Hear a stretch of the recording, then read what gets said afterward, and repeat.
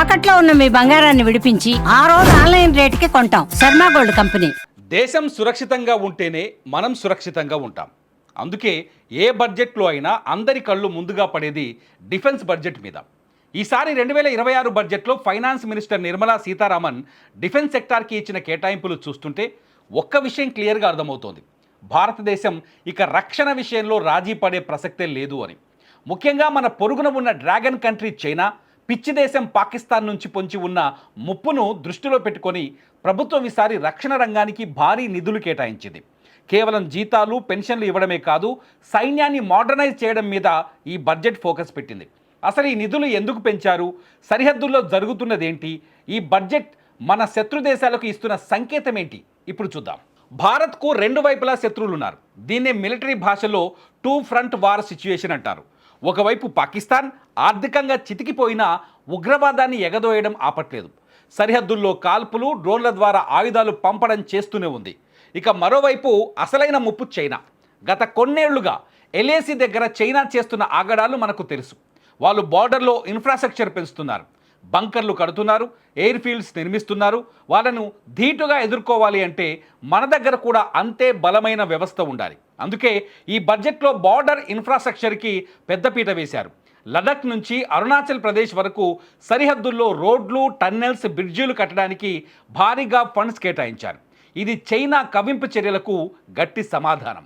ఇక్కడ సామాన్యుడికి ఒక డౌట్ వస్తుంది, లక్షల కోట్లు కేటాయించారు కదా, అదంతా ఎక్కడికి పోతుంది అని. బడ్జెట్లో రెండు రకాలు ఉంటాయి. ఒకటి రెవెన్యూ ఎక్స్పెండిచర్, అంటే జీతాలు, మెయింటెనెన్స్ కోసం.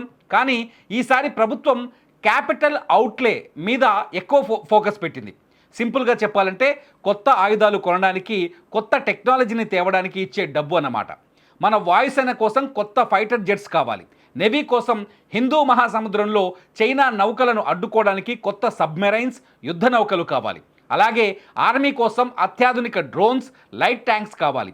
ఈ మోడర్నైజేషన్ కోసమే నిర్మలా సీతారామన్ ఈ బడ్జెట్లో భారీ మొత్తం కేటాయించారు. పాతకాలపు ఆయుధాలను పక్కన పెట్టి ఫ్యూచర్ వార్కి ఇండియన్ ఆర్మీని రెడీ చేయడమే దీని లక్ష్యం. ఈ బడ్జెట్లో మరో హైలైట్ ఏంటంటే ఆత్మనిర్భరత. ఒకప్పుడు మనం చిన్న బుల్లెట్ కావాలన్నా విదేశాల వైపు చూసేవాళ్ళం. కానీ ఇప్పుడు సీన్ మారింది. రష్యా నుంచో, ఫ్రాన్స్ నుంచో ఆయుధాలు కొనుగోలు చేయడం తగ్గించి మన దేశంలోనే ఆయుధాలు తయారయ్యేలా ఈ బడ్జెట్ ప్రోత్సహిస్తుంది.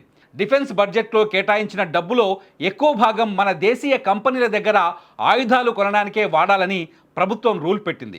దీనివల్ల మన డిఆర్డిఓ, హెచ్ఏఎల్ లాంటి సంస్థలే కాకుండా ప్రైవేట్ సెక్టార్లో ఉన్న ఇండియన్ కంపెనీలకు కూడా ఆర్డర్స్ వస్తాయి. అంటే డబ్బు మన దేశంలోనే ఉంటుంది. మన యువతకు ఉద్యోగాలు వస్తాయి. అదే సమయంలో మన సైన్యం బలోపేతం అవుతుంది. ఇది నిజంగా ఒక గేమ్ చేంజర్ మూవ్. ప్రపంచంలో ఇప్పుడు యుద్ధ వాతావరణం ఉంది. ఉక్రెయిన్, ఇజ్రాయెల్ యుద్ధాలు చూశాక ఏ దేశానికి ఆ దేశం సొంత కాళ్ల మీద నిలబడాల్సిన అవసరం ఎంతో ఉందని అర్థమైంది. యుద్ధం వచ్చాక ఆయుధాలు వెతుక్కోవడం కంటే యుద్ధం రాకుండా శత్రువులని భయపెట్టేలా మన దగ్గర సత్తా ఉండాలి. During this past decade, our government has undertaken several initiatives for large-scale enhancement of public infrastructure, including through new financing instruments such as Infrastructure Investment Trust (InvITs) and Real Estate Investment Trust (REITs), and institutions like NIIF and NABFID. We shall continue to focus on developing infrastructure in cities with over 5 lakh population, that is tier 2, tier 3 cities, which have expanded to become growth centers.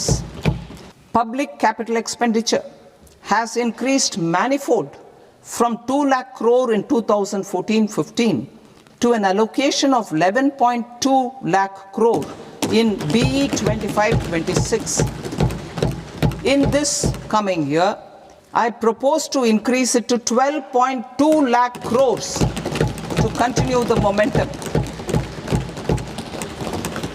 To strengthen the confidence of private developers regarding risks during infrastructure development and construction phase, I propose to set up an infrastructure risk guarantee fund to provide prudentially calibrated partial credit guarantee to lenders.